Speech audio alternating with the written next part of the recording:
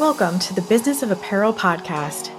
This is the place to learn how to start and scale your own apparel brand and fill it with loyal customers for years to come. I'm your host, Rachel Erickson, owner and CEO of Unmarked Street, and I can't wait to share this episode with you.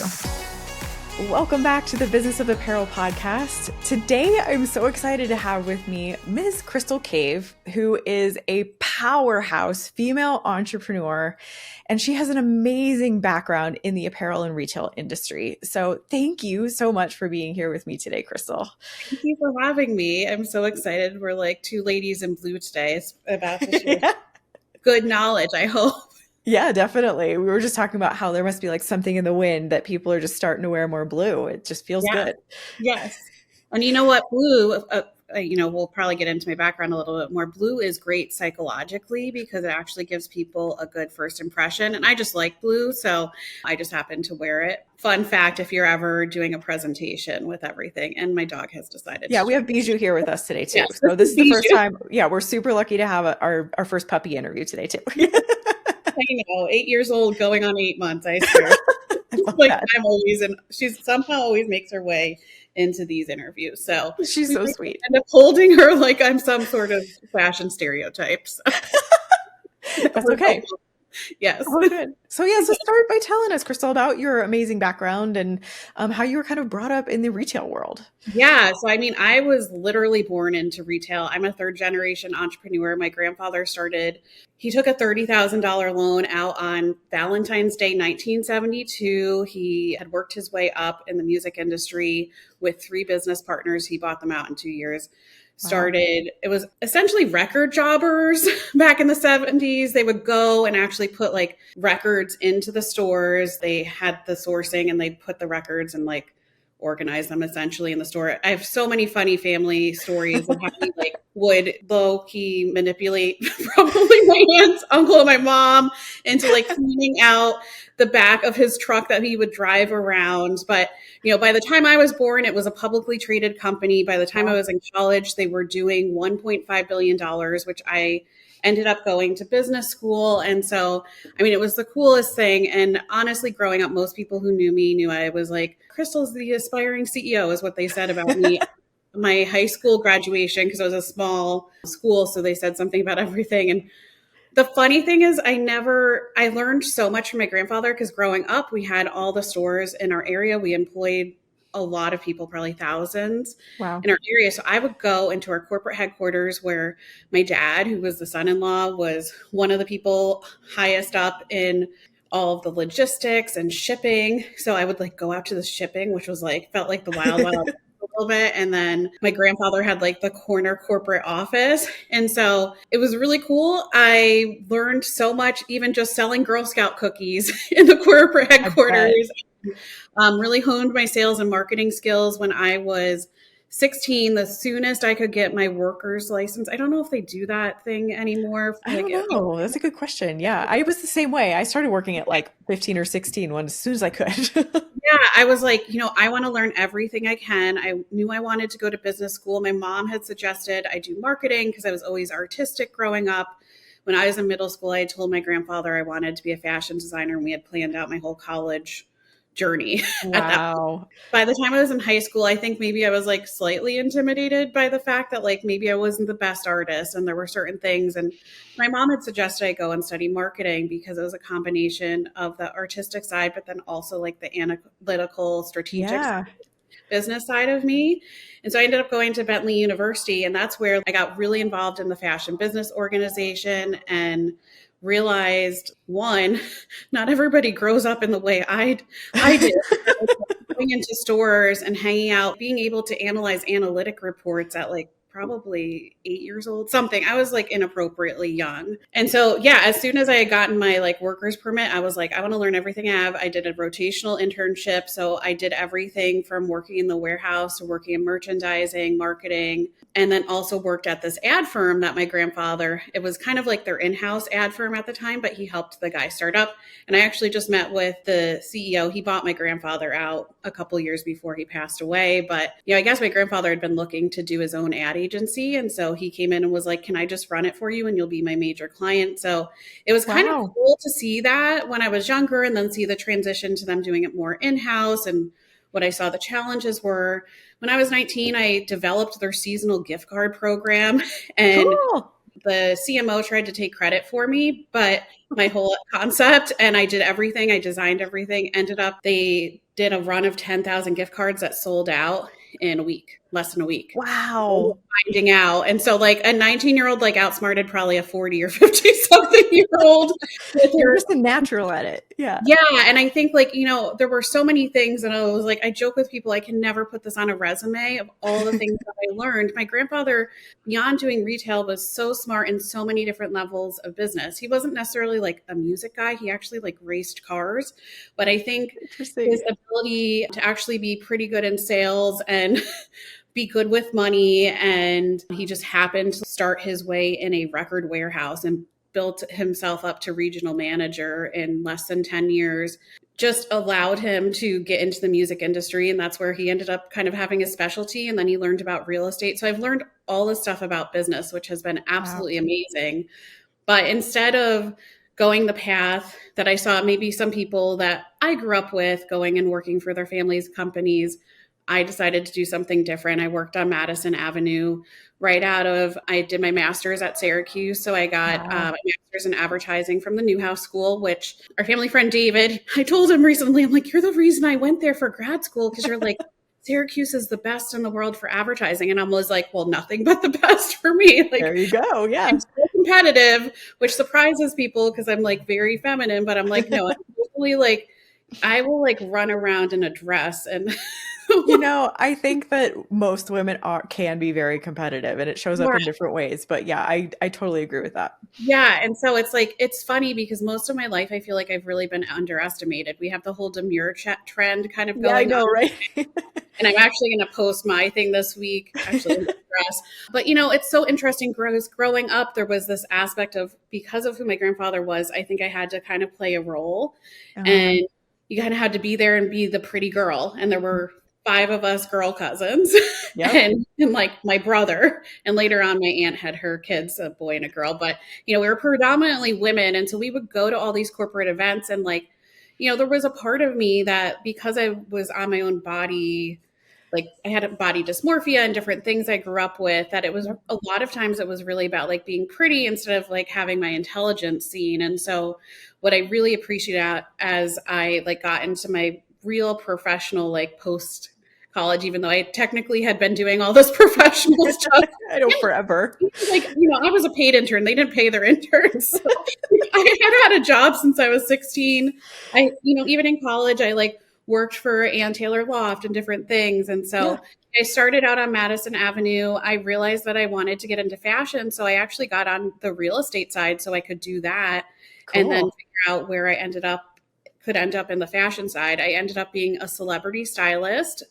Now, so fun. Because my family was in entertainment, I think a lot of people thought I used our connections to get to where I did, but I did everything on my own. And that's something that I try to emphasize because, my grandfather could have made a call to any major record label, I'm sure, and gotten me in with their stylist. Even when I was in undergrad and grad school, he had offered to make some introductions, and I probably should have had him do more. I was going to say, take everything you can while you can. Yeah. Honestly, within 6 months of me transitioning to doing styling, I networked my way onto Taylor Swift's Red Tour. It's and so amazing. I was technically a third assistant. She also technically still owes me money, or her stylist. Joseph Cassell, sorry to call him out, but I just wanted to learn about it because I thought it was the most interesting thing. I grew up in entertainment. I would always watch like E.T. with my grandmother growing up. And I loved it. And I loved the idea that although I had started out in New York and transitioned to the celebrity style side, also by switching coasts, like New York is more like banking, commercials, or at least that's what it traditionally was. And then LA was more entertainment. I just networked my way and worked hard. And I didn't want anybody to necessarily judge my background and see my hard work, because that was actually something that was ingrained to me by my grandfather, by my parents, and something that I do find important in my life, and maybe work a little too hard sometimes because I'm like overcompensating, but I also like work. Yeah. Yeah. And so I did that and it brought me into my own journey as an entrepreneur where I started what ended up being an award-winning online style school. I went through a couple name changes, but it started out as the Not So Skinny Style School. And then I saw there was an issue for these not so skinny women. Now you call them mid-size, but there wasn't a term back then.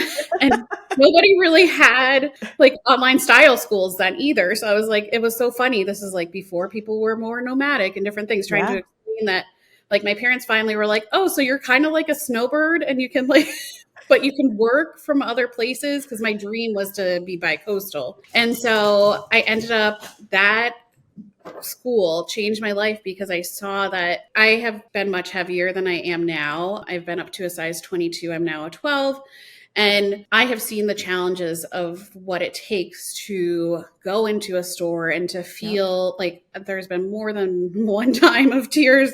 I have spent hours of my lifetime crying about clothing not fitting or feeling bad about my body. And so I was realizing that I was teaching people how to Band-Aid a broken industry. And so I decided, I took myself to a summer program at Polymoda in Italy, and then ended up a year and a half later, I launched what was Poppy Row, which was my apparel brand. It was one of the first truly size inclusive apparel brands. We launched with 2 to 28, and then we expanded from 00 to 40. So lots of lessons there. And we kind of created our own system for sample making and actually prototyping all of our pieces. And it's been such an interesting journey along that. I ran that for several years, and then I had a head injury and found out I had ADHD. So I think that was right around the time we are connected through, we got connected through Carrie Murphy and her team and a while ago. And I think we had like just missed each other. You did, yes. The program, because I had just had my head injury. I found out I had ADHD, and I honestly just wanted to reset my life. Everything. I announced that I was closing down Poppy Row. The last couple years, actually most of the time I was running Poppy Row, I did also work and help other brands with their marketing, and I did coaching because I, in the midst of my style school, got a coaching certification. And so I'm a trained ontological coach because I wanted people to be able to go deep. And I had on my own body love journey, we'll call it. Use coaching as a way to finally break free of like the confines of how I grew up, which I had a lovely upbringing. Do not get me wrong. I had my wall of fame in like middle school of like all the famous boy and girl bands I had met. Like I had a lot of fun, but I also, as I had mentioned, like there was definitely this part of like, oh, she's just like a pretty girl. I even experience that sometimes now with like older guys who are like family friends, that they're like, oh, you're just like the grandchild. Okay, nice. Like go pop out some babies. And, like, that's like, coaching really helped me break free of it, of really like encompassing my Poppy, I would say like my inner Bob Higgins, but then also like the feminine girly sides of myself. Cause I think a lot of times I felt like I always had to compromise on it. And so it just really helped me in the fullness. And so I use style as a way to help people feel free. I love that. Express themselves. And then I realized it's also hard, a universal thing to be like, go to these stores. And so that's what brought me to Poppy Row. And in the process of that, I learned so much because we did create products growing up, and I actually helped do like market research when I was younger. I remember like going and helping my grandfather with a project for backpacks, and because he wanted to carry them in the store for back to school. And so I came and we went shopping and found ones we thought were cool and went in. And so like, and even the gift card things, like actual practical things that I saw the end product, right? Like I had been doing it my whole life, but I had never actually, like, I knew how to sew, but I didn't know how to make those are two totally different things. Yeah. Oh, and I'm sure we could talk for like weeks on it about all the lessons learned. But yeah, so from there, I had done this brand, the one word brand with Rich Keller, and Yep. my word was visionary. Love And that. I remember it was like right after I had my head injury, and I hadn't quite said I like wanted to like give up Poppy Row, but I think it was like percolating in my heart a little bit. Yeah. And so I just wanted peace. Like I became Catholic in the process, and like I was always brought up Christian, had probably some level of faith, but like it was kind of this weird chain of events that happened. I think I just like started going to church because my brain needed peace because it was like Sure. literally Yeah. there. And Yeah. I was in this session with someone who I do now work with, like in a life coach capacity. And I was like, she's like, well, when you're stepping into stuff, back into things, like maybe we were talking about my TikTok specifically Okay. because she was doing TikTok strategy sessions, and I was doing celebrity like styling and tips around that forever. It felt like, and it was in that session that I was like, wait, I've talked about business my whole life. It was 24, 25-year-old Crystal who started her business. I'm now Yeah. like getting toward, I am in my late 30s. Like, I'm basically middle aged now. This is like, bright and sparkly Crystal still exists, but she's also a woman who now has like 20 years of experience in business, has run her own business for over a decade. I'm so sick of talking about fashion. My Fair. passion became my job, and I don't want to talk about the trends anymore. And so came up with this. It was supposed to be a TikTok handle called the Product Visionary. So I was going to show the behind the scenes of Poppy Row, but over the next 3 to 4 months, realized I actually love talking about marketing and sales, and Oh it man.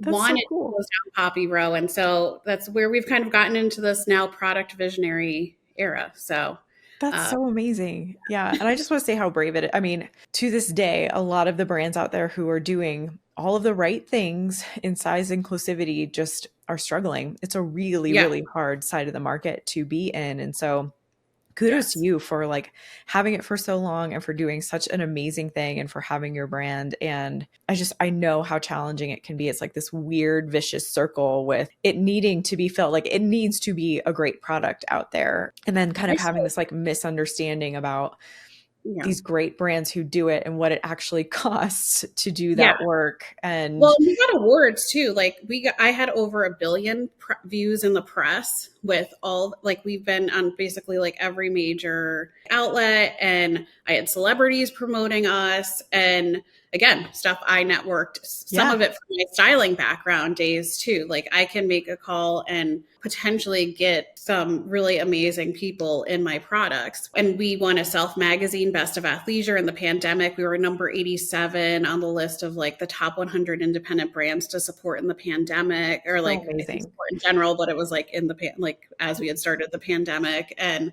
it's great, but I found myself like I was loving doing the marketing a lot, and then I started Mhm. to learn about merchandising. And I sometimes, I think with my at the time undiagnosed ADHD, I get very like Sure. distracted by that because I loved all the details, and it is a lot to do size inclusive. And then it actually ended up like I had talked to Carrie about this at one point Yeah. because I was like, this triggers the part of me that has been healed, but it's now in my business. So you're never enough. And I was like, I don't like Um, running a business where the size inclusive people say I'm not inclusive enough when yep. we have one of the largest size range. Then I don't have enough skinny models. I don't have enough super fat, I think is maybe what it be qualified as now, models. Like I was like, this is literally triggering my inner child Yeah.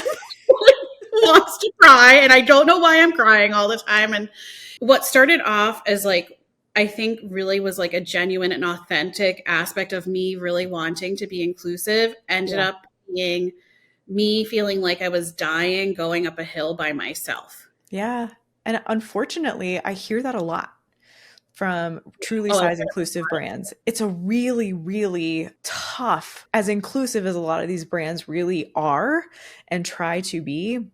I feel like they are the most criticized and get some of the harshest comments for not doing it right. And it's really mind-boggling to me, but I 100% understand what you're saying, and I've seen it in other brands too. Yep. It's a little bit crazy, but it makes the market so hard to get into and to stay in.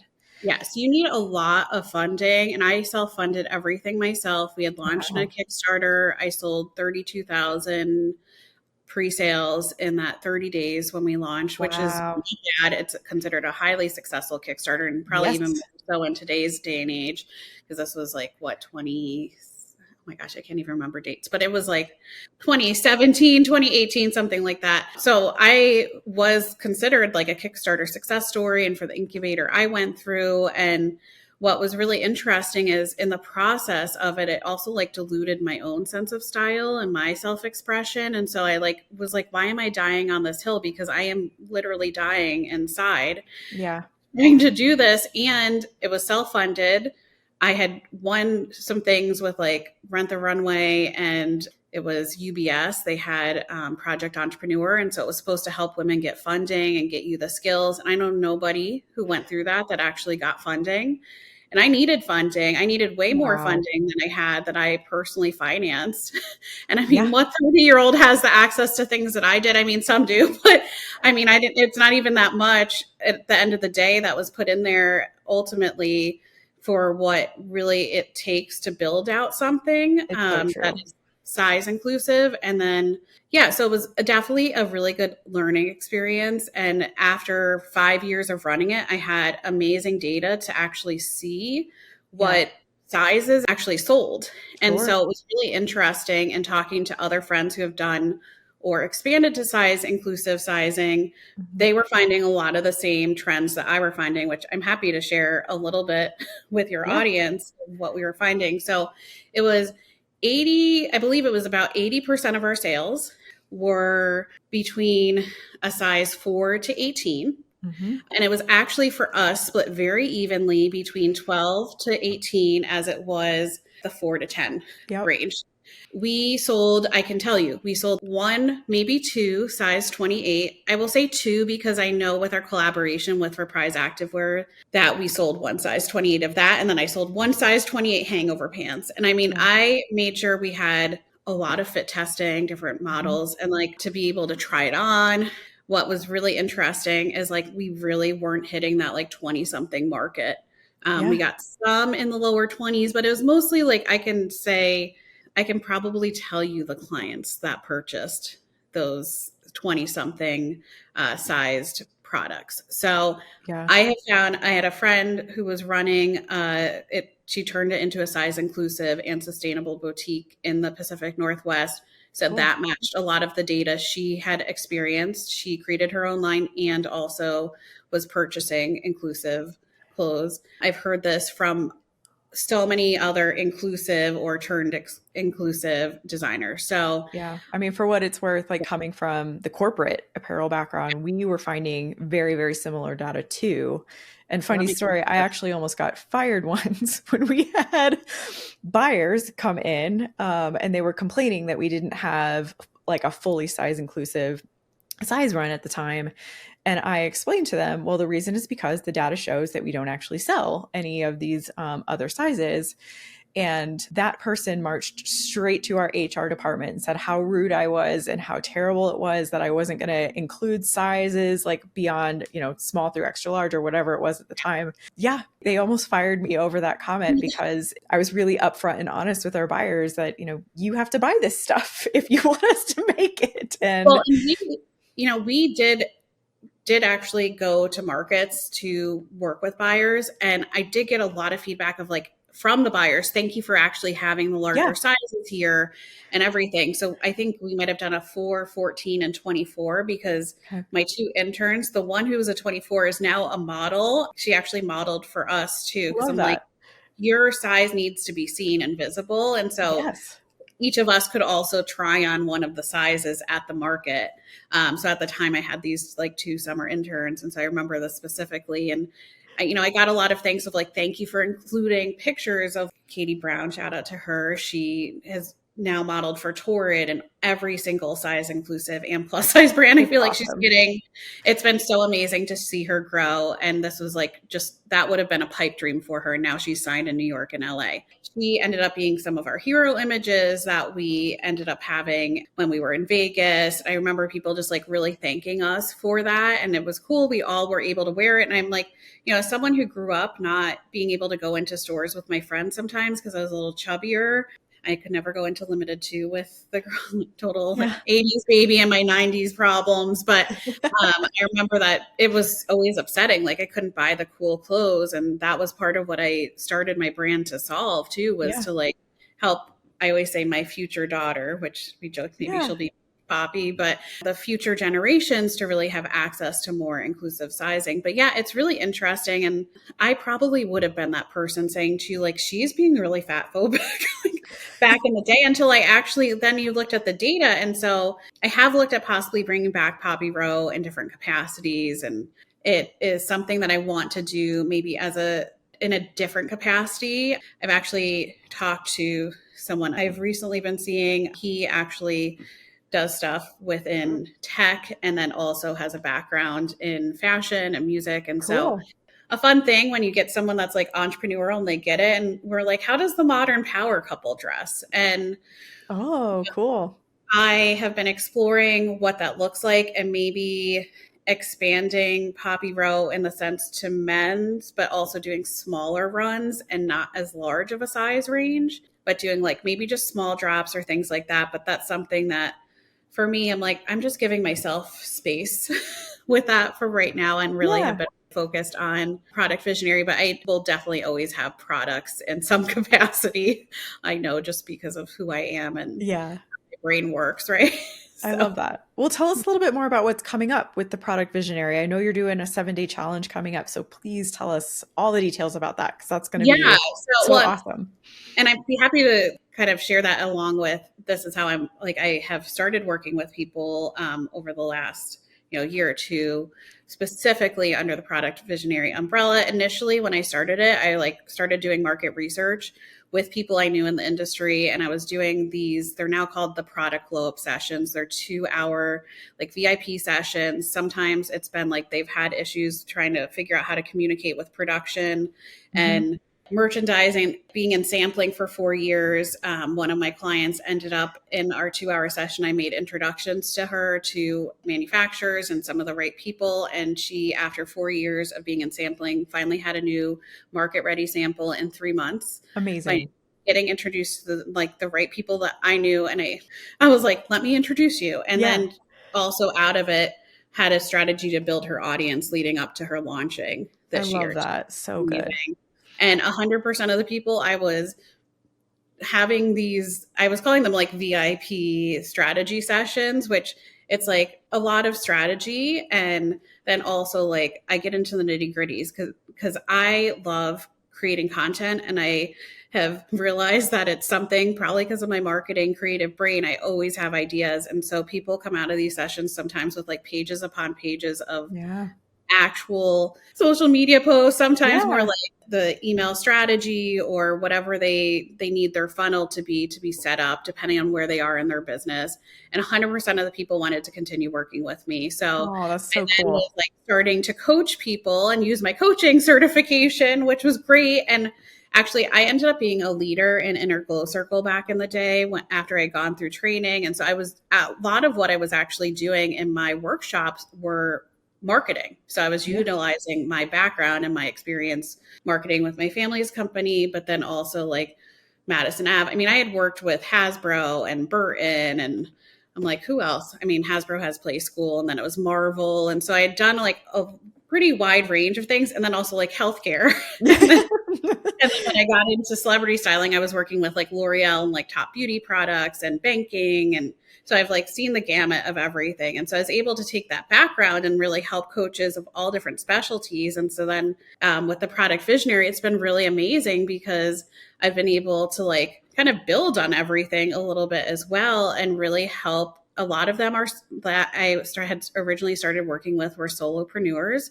And so they were having to do everything themselves, similar to what I really was doing a lot of the time. Yes. And giving them the systems and structures to actually do that. And then you have the ongoing accountability. So partly because of my coaching background that I had, I love coaching. And so it kind of turned into this amazing thing. And then what we're kind of seeing the trajectory is they'll go through the coaching launch and then moving forward, we can do more full services. So the entrepreneur can step into being the face of their brand And Yes. then me, who loves marketing and is such a marketing nerd, and my team that I have can come on and essentially help them run the marketing and sales side of their brand. I love So that. you have the coaching that leads to the more agency services side of it. But going into this fall, I'm actually like fully more getting out publicly. Like I was working on our new product visionary or actual any website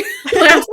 So that will be launching soon. And I've really been leaning into utilizing AI to leverage that. And so part of what we're doing this fall is I'm doing a 7-day launch your brand star challenge. Obviously, you will not be launching your brand in 7 days, but through the strategies that we teach you, integrating AI into it, because I know a lot of people want to use AI. They're kind of scared of AI. I think I was hearing this especially from like fellow female entrepreneurs, which I don't want to sound like I'm sexist against my own gender, but like they were just overwhelmed. And I think it's supernatural. I learned how to do AI from the guy I was seeing. You're right. Yeah. I'm like, you basically treat it like an employee. Oh, Yeah. okay, I get it. Like that's how I'm like, I know how to do that, but I want to be able to give entrepreneurs the skills so they can succeed and they can survive in the future, because Yeah. it's not that AI is going to replace No. humans. And I had our family friend who started an ad agency. He said this to me last week. I'm like, this is what I've been saying to everyone is like, the people who are going to be replaced are the people that don't understand AI. So you'll be agree with replaced that. who understands AI. It doesn't have to be someone younger than you. It may be because they're actually equipping themselves with those skills.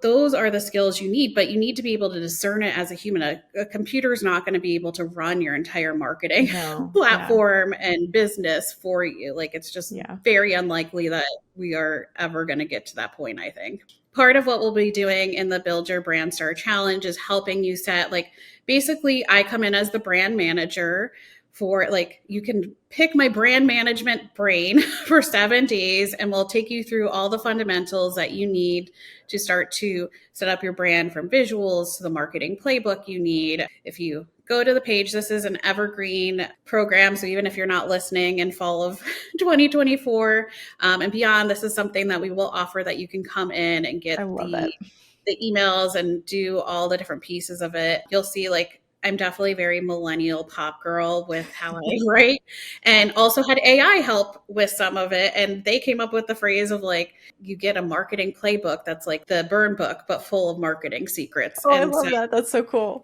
I love the idea that like after 7 days, you'll be able to come out of this with a more clear action plan of what you can do in your brand. And it is something that at this point is free and something I'm offering so people get the experience from my own experience and my knowledge, and, you know, work with me in a very small capacity.